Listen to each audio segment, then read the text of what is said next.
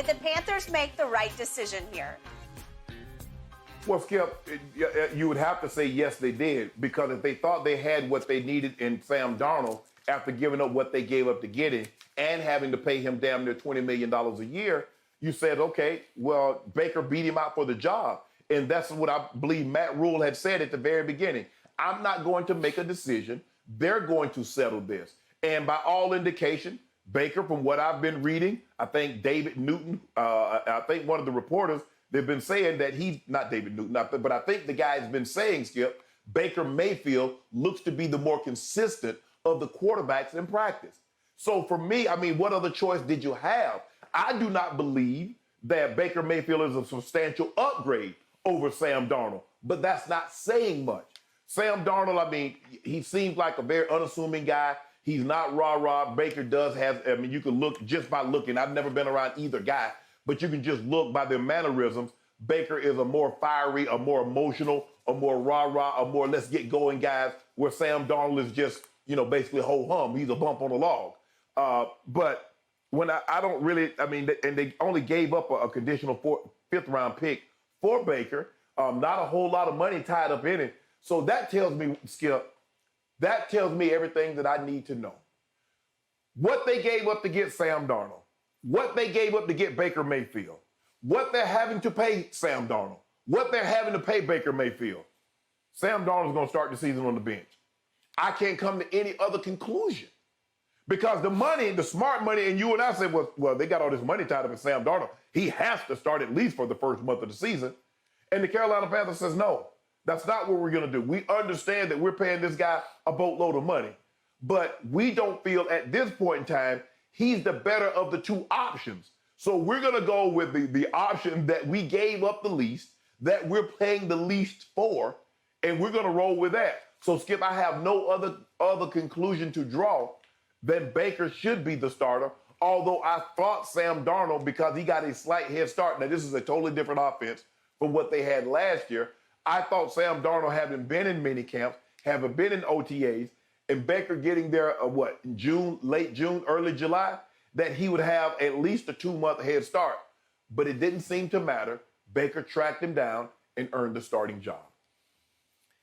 Shannon Sharpe, just to reiterate, for those watching, you loved Sam Darnold before that draft. You thought he should go first overall. I love Baker Mayfield ahead of that draft. I thought he should go first overall. He did. He had his ups and he had his downs in Cleveland. And then he did something that shocked me. He actually chose to take less, to sacrifice, to go to Carolina because he liked what he saw in Carolina. He wants to be the hopeless underdog again, just the way he was as a walk-on at Texas Tech and then a walk-on at Oklahoma where he won the Heisman Trophy. He wants to be a walk-on again at Carolina with a chip bigger than Cleveland, Ohio on his shoulder pads this time. And what's about to happen is what I've been telling you through the whole offseason. He's about to become the steal of the century, the biggest bargain ever on the free agent market, because he wasn't technically free, but just on the open market where he was available. This has never happened before this side of Deshaun Watson, who obviously was a top 3 quarterback, who suddenly, weirdly, inexplicably became available because he fell apart with the Houston Texans. Then he had his issues, obviously, off the field, but Cleveland still plunged. I don't have any problem with Cleveland plunging for Deshaun on the as far as his football performance goes. But I did not think that the Carolina Panthers would see the light on Baker this quickly, and to their credit, they did. Matt Rule just saved his season and saved his job, because Baker Mayfield is going to turn that team into what I've been telling you all along, into a wild card playoff team.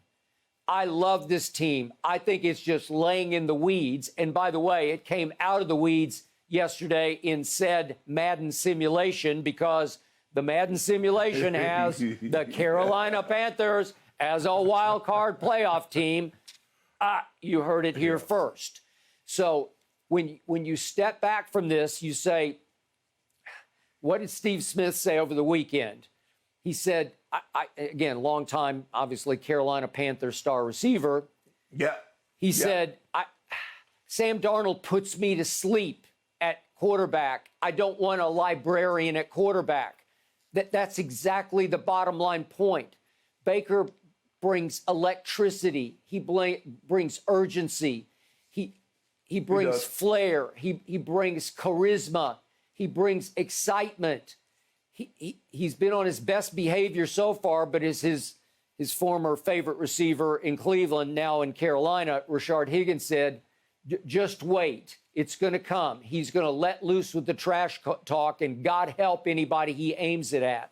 And I loved what Ben McAdoo said yesterday when he was talking about why they went with Baker. He said, Baker, since he's been here in the last 2 weeks, it's been pretty impressive.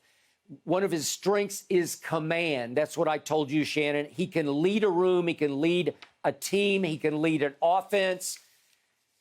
And he just has that presence about him. You know, he's got a fire in his guts, said Ben McAdoo, his coordinator of Baker Mayfield. He's got fire. Sometimes it comes across as jerky, snarky fire, but fire nonetheless.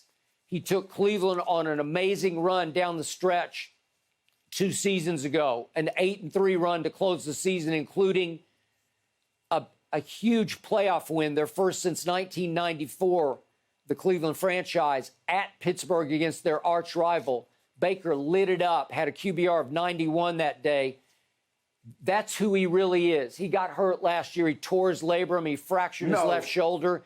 And now he's healthy. You didn't think he'd get healthy fast enough to win the job. Apparently, he's 1,000% healthy. And apparently, he has grasped the new offense, about his 6th in his 5 years.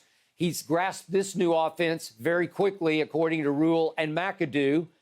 So he's perfectly positioned with firepower in a kid you know very well, in Christian McCaffrey, if he could stay healthy for, 15 games, and DJ Moore, who is a bona fide #1 receiver. I like DJ Moore. Yeah, and Rashard Higgins is a favorite of Baker's, and he'll rise and shine for Baker.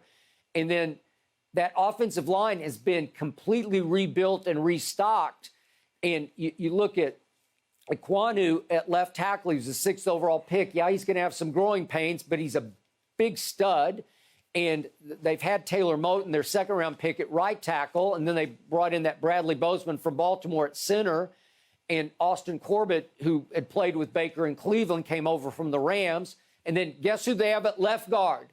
How can you lose? You have Michael Jordan at left guard in Carolina. In Carolina, Michael Jordan. Well, hey, Skip, the Michael Jordan in Carolina hadn't been doing too well. Well, that's true. As a team builder, not so much. But if this kid he was a 4th-round pick out of Ohio State by the Bengals in 2019, if he has even an ounce of that Michael Jordan in him in Carolina, in Charlotte, Skip, I'm good with that. Skip, that should tell you something. The guy was a 4th-round pick of the Bengals in 2019, and he's already on Carolina. I mean, people are not giving away good offensive linemen. What you like to do is go back those 11 games. So that's 11 games and Baker's 61 starts. What about the other 50 games? And I get it. He had his chip on his shoulder, and he was looking to get revenge on Hugh Jackson. But I believe he took a better team in the Cleveland Browns to Cincinnati. And when he did what he did, I don't know if it was Cincinnati or I don't remember if it was in Cleveland, but I know they played the Bengals, and they did a number on the Bengals. I believe the Browns return to Carolina, come to Carolina with a better team than what Baker will be quarterbacking for on that Sunday. I could be wrong. It will let it play out. But I believe opening day, the Bengals are the more talented of the Bengals. I keep saying Bengals, excuse me. The Browns are the more talented of the 2 football teams. Carolina, Browns. I believe the Browns, top to bottom, offense, defense, are the better team. I believe coaching, they have the better coach. I think we already have 5 cases on opening day. We sure do. Cleveland at Carolina. Is that correct, sir? That is correct. That is correct. That is correct. Okay, and I think we had some. And Baker go through it. What's that? Wait. Go ahead. No, you go ahead. No, I want you to. No, I think you're about to put your foot in your mouth. Go ahead and put it in. No. No, I was going to say something about Baker leading the league in interceptions since he's entered the league. But you want to make another bet or something? Well, am I hearing you correctly? You also bet me some huge bet that I can't. It was outlandish, but I made you pick another sort of out of the blue team when I said that Carolina was going to be a wild card team. I made you pick somebody, and you picked your Denver Broncos, who, by the way, according to the Madden simulation, Broncos missed the playoffs. Carolina makes the playoffs. Bodes well for me. Think about what you just said. Think about what you just said. Now, that means that the Saints are picked to win the Super Bowl, so that means they got to be in the playoffs. Do you believe Tampa will miss or make the playoffs? Well, obviously, they will make. So there are going to be 3 playoff teams out of this division, which Madden simulates as the toughest division in pro football because Madden likes Atlanta a lot. I kind of liked what I saw from the 2 quarterbacks last night from Atlanta and Mariota and Desmond Ridder. Madden simulates Atlanta to go 8-9 and make waves in that division also. So, yeah, I could see 3 playoff teams coming out of there. Okay, I like Minnesota and Green Bay. I do believe Detroit will be better. I'm not saying they're a playoff team, Skip, but I do believe they'll be better. I like Minnesota and Green Bay. Now, let's go to the NFC West. We're going to talk about this a little later with the Rams. But you got the Rams, you got the 49ers, who you love Trey Lance, you like Kyle Shanahan, that offensive line and the way he can diagram a running game with Debo, Ayuk, Kittle, and the defense is solid. You like Arizona. You like little Kyler. That's your guy from Oklahoma. I know, but I don't love their team. I don't. I told you I don't love them. Okay, and now let's go back to your division where you spend your home, the NFC East. Are they only going to get one team? So are you telling me so only one team is going to come out of the NFC? You love the Eagles. You had the Eagles pick to win the division. Now you don't flip that over and say the Cowboys are going to be the number 1 seed. You can't be the number 1 seed without winning their division. So now that's 2 teams out of that division. You said 3 teams out of the NFC South. How many teams are coming out of the North and how many teams are coming out of the West? I mean, they only got 7 spots, Skip. I fear only one team will come out of the West because I'm not sure Trey Lance is ready to turn that team into a playoff team.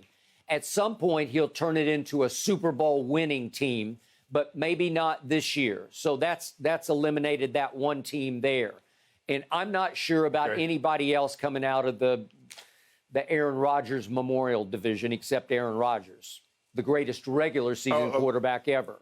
So I think some slots are opening up. Might be Dealey. What's that? Ain't nothing open. Ain't nothing. Carolina. First of all, Carolina's not winning the division. So I mean, not being a wild card, they're not going to the playoffs. I already predicted it here first, so I'm feeling pretty good about myself. And by the way, I think you're sleeping on that Carolina defense because Brian Burns is a flat-out stud. And to me, Derek Brown is a potential Pro Bowl player. And we know that J.C. Horn's a potential Pro Bowl player if he can just stay healthy. And Jeremy Chin, just every time I watch him, he jumps off the screen. They have firepower on defense. I thought down the stretch last year, they were a sort of sneaky top 10 defense. So yeah, I like this team, especially when it has a new Pied Piper of a leader in the steal of the century, Baker Mayfield.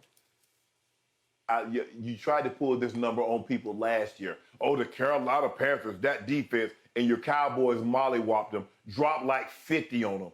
So I didn't like the Panthers They're last not year. that good. No. No, you like their defense because you tried to hype the Cowboys. Oh, we got our work cut out for us. That's a 3-0 team with a good defense. Nobody bought that. Not even $3-4. Okay, well, I'm buying it this year. And once again, Mr. Sharpe, you are in huge trouble. You're going to have a long, hard NFL season. Trust me. Thank you for watching. You can subscribe here to get the latest from the show, and be sure to check out more of the best clips from Undisputed, or go watch a few other segments from our other shows on FS1.